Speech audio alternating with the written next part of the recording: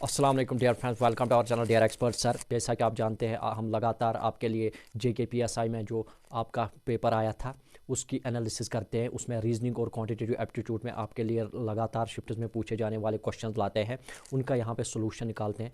तो फ्रेंड्स, आप ये जो वीडियो है पूरा अंत तक देखिए। यहाँ पे आपको जो भी क्वेश्चंस के ज़रिए कंसेप्ट सिखाए जाते हैं ताकि ये आपको आगे हेल्पफुल रहे। वीडियो को अंत तक देखिएगा, लाइक शेयर और सब्सक्राइब करना ना भूलें। तो चलिए फ्रेंड्स स्टार्ट करते हैं। सबसे पहला जो क्वेश्चन है आपका, pointing a photograph X said to his friend Y she is the only daughter. X ने एक फोटोग्राफ की तरफ इशारा करके एक्स ने कहा अपने दोस्त वाई को, she is the only daughter of the father of my mother. जी हाँ फ्रेंड्स, एक शी मीन्स फोटोग्राफ में जो है सबसे पहला क्लू जो फोटोग्राफ में है वो लेडी है। ठीक है, फिर बताना क्या है हमें, how is X related to the picture in the photograph. जो पिक्चर है फोटोग्राफ में उसके साथ एक्स की क्या रिलेशन है। तो यहाँ पे एक और क्लू दिया गया, सेड टू हिज फ्रेंड। जी हाँ फ्रेंड्स, यहाँ पे हिज जो दिया है को पता है कि हिज जो है आपका एक्स के लिए दिया हुआ है, इसका मतलब एक्स जो है आपका मेल है। तो यहाँ पे क्या दिया हुआ है, she is the only daughter of the father of my mother means x जो है वो आपका मेल है। तो उसके बाद मदर, ये एक्स की मदर है, और फिर उसके बाद जो है आपका father of my mother means x की जो मदर है उसका फादर। ठीक है, तो she is the only daughter. Only daughter means x की मदर का जो फादर है उसकी ओनली डॉटर, इसका मतलब ओनली डॉटर मीन्स एक्स की माँ यहाँ पे। तो यहाँ पे बताना है हमें how is X related to the picture. जी हाँ फ्रेंड्स, तो यहाँ पे क्या है, यहाँ पे आपका एक्स जो है वो इसका जो है बेटा होगा, तो इसका जो आंसर होगा वो है सन। उसके बाद क्वेश्चन आया था, find the letter in the 11th position. 11th position पे लेटर बताना है when the alphabets are written in alphabetical order from the right side. जी हाँ फ्रेंड्स, जब भी हम अल्फ़ाबेटिकल ऑर्डर जो है वो आपका लिखेंगे तो वो सीधे ABC to Z। ठीक है, लेकिन यहाँ पे बताना है right side. Right side means Z की तरफ से गिनना है। अगर लेफ्ट साइड होगा तो आपका ABCD से गिनना है, लेकिन यहाँ पे क्या है, यहाँ पे राइट साइड बताया गया। 11th नंबर पे कौन है, तो यहाँ पे क्या करेंगे हम, Z से पहले Y आता है, Y से पहले X आता है, X से पहले W आता है, W से पहले V आता है, V से पहले U आता है आपका, फिर आता है T, S और फिर R, फिर आपका Q और फिर आपका P। तो यहाँ पे हम देखेंगे वो 11th नंबर पे 1 2 3 4 5 6 7 8 9 10 11, तो 11 नंबर पे यहाँ पे आपका P आएगा। तो इसका मतलब था वो था आपका P। उसके बाद फ्रेंड्स क्वेश्चन आया था, क्वेश्चन पूछा गया था आपका नंबर सीरीज से 42 40 38 35 33 31 28, फिर आपका क्वेश्चन मार्क और फिर से क्वेश्चन मार्क। यहाँ पे यानी ये यहाँ पे दो जो ब्लैंक है उनमें बताना था क्या आएगा। तो यहाँ पे क्या करेंगे हम, सीधा 42 से 40 जाने के लिए -2, 40 से 38 -2, 38 से 35 -3, इसी तरह 35 से 33 -2, 33 से 31 -2, 31 से 28 -3। तो यहाँ पे अगर हम देखेंगे कौन सा पैटर्न फॉलो हो रहा है, -2 -2 -3 -2 -2 -3, इसके बाद जो है वो -2 होगा और यहाँ पे भी -2 होगा। 28 को -2 करेंगे तो 26, 26 को -2 करेंगे तो 24। तो यहाँ पे जो आंसर आएगा वो आएगा 26 और 24, 26 और 24। तो उसके बाद क्वेश्चन पूछा गया था friends, 64 posters stand at equal distance on A line. 64 जो पोस्टर्स है एक लाइन में खड़े हैं। ठीक है, 64 पोस्टर्स एक लाइन में लगाए हुए हैं, 320 मीटर्स लॉन्ग। ये यहाँ पे एक लाइन लगाएंगे हम, ये समझो कि आप ये इसकी जो लेंथ है ये 320 मीटर है।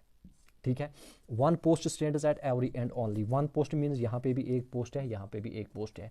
फिर क्या है, distance of the last post from the other and being the same means यहाँ से लेके यहाँ तक जो है आपकी जो डिस्टेंस है वो सेम है। मीन्स अगर यहाँ पे एक रखेंगे, इसी तरह दूसरा, इसी तरह तीसरा, इसी तरह करके 64 पोस्ट्स है। 64 पोस्ट जब है, हमने क्या बताना है, find the distance between the 2 posts. Distance बतानी है कि 2 पोस्ट्स में कितनी है।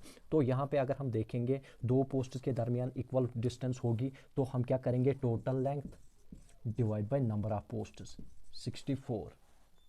तो यहाँ पे क्या करेंगे, 8 8 64, 8 4 32, 8 0 0, 8 1 8 5 यानी यहाँ पे जो है वो 5 मीटर की दूरी होगी 2 पोस्ट्स के दरमियान। यहाँ पे क्वेश्चन आया था स्टेटमेंट्स और कंक्लूजन के रिलेटेड। जी हाँ फ्रेंड्स, स्टेटमेंट दिया था x is equal to Y is greater और equal to O, O is less than P, P is equal to Q, Q is less और इक्वल टू आर। तो ये statement था। अब कंक्लूजन क्या दिया था? फर्स्ट कंक्लूजन था y इज़ ग्रेटर और इक्वल टू p, दूसरा था r is greater than y। जी हाँ फ्रेंड्स, यहाँ पे क्या है, सबसे पहले हमने देखना है में से कौन सा कंक्लूजन फॉलो होगा। सबसे पहले मैं आपको ये, अगर ऐसे क्वेश्चन आएंगे, ऐसे स्टेटमेंट होंगे जिसमें इक्वल टू, ग्रेटर देन या लेस देन होगा, तो यहाँ पे एक कंसेप्ट मैं बताऊँगा, वेरी ईजी कंसेप्ट है आपका। ये साइन और ये साइन और ये साइन, यानी greater than equal to less than. Greater than में क्या होता है फ्रेंड्स, यहाँ से जो, अगर यहाँ पे हम देखेंगे, ये होता है आपका open gate. Open gate means यहाँ से हम एंट्री कर सकते हैं, लेकिन इस साइड हम यहाँ पे एंट्री नहीं कर सकते। इसी तरह यहाँ पे इस साइड जो है वो हम एंट्री नहीं कर सकते, लेकिन इस साइड कर सकते हैं। लेकिन जो इक्वल टू होता है, इक्वल टू में इस साइड भी एंट्री कर सकते हैं, इस साइड भी एंट्री कर सकते हैं। ये आपको ये याद रखना है। यहाँ पे हम अप्लाई करेंगे इसको, ओपन गेट क्लोज गेट के कंसेप्ट को। यहाँ पे क्या, पहला कंसेप्ट y इज़ ग्रेटर और इक्वल टू p। तो क्या करेंगे हम, y से p तक जाना है, y से p तक जाना है, इसका मतलब ओपन एंट्री होनी चाहिए, लेकिन ये जो है ये लाइन इसके साथ चलनी चाहिए, तभी ये माना जाएगा ये ठीक है। सबसे पहले हम y से स्टार्ट करेंगे, जाना है p तक। तो y से अगर हम o जाएंगे तो जा सकते हैं, और लाइन भी है साथ में, तो यहाँ तक तो ठीक है। लेकिन यहाँ से जब o से p जाने की कोशिश करेंगे तो यहीं पे जो है गेट क्लोज है, तो ये वाला जो पहला है ये कंक्लूजन फॉलो नहीं होगा। उसके बाद दूसरा क्या है, r is greater than y, r से y जाना है। देखो हम क्या करेंगे, हम r से स्टार्ट करेंगे, r से q जा सकते हैं हम, तो हाँ जा सकते हैं, ओपन एंट्री है। और उसके बाद q से p जा सकते हैं, जी हाँ बिल्कुल ओपन एंट्री है। p से o जा सकते हैं, बिल्कुल ओपन एंट्री है। o से y जाना था अब, लेकिन ये जो गेट है यहीं पे क्लोज है, तो इसका मतलब क्या है, ये वाला भी कंक्लूजन फॉलो नहीं होगा। इसका जो आंसर होगा वो होगा none of the conclusions follow. उसके बाद क्वेश्चन आया था कोडिंग डिकोडिंग से, in a certain code employ is honest is coded as चिन फिनो डिको। फिर है honest look safe is coded as सियोप लोमो चिन। उसके बाद एम्प्लॉय लुक हेयर पीको फिनो सियोप। यहाँ पे पूछा गया था what's the code for hair, hair का कोड यहाँ पे बताना था। हम क्या करेंगे फ्रेंड्स, हम पहले मैंने जैसे आपको बताया था कि हेयर, हम इन तीनों में से हेयर हमने देखना है कहाँ पे है, इसमें, इसमें और इसमें देखेंगे हम कहाँ पे हेयर है। तो यहाँ पे नहीं है, तो यहाँ पे तीसरे वाले में हेयर है। तो जब तीसरे वाले में हेयर होगा तो इसका मतलब इसके साथ जो दो है एम्प्लॉय और लुक, ये दोनों हमें एलिमिनेट करने की कोशिश करनी है। सबसे पहले क्या करेंगे, एम्प्लॉय जो है वो एलिमिनेट करेंगे। एम्प्लॉय देखेंगे और किस में है, इसमें है और पहले वाले में है। एम्प्लॉय यहाँ पे भी है, यहाँ पे भी है, और अब हम देखेंगे कोड, तो कोई मिल रहा है।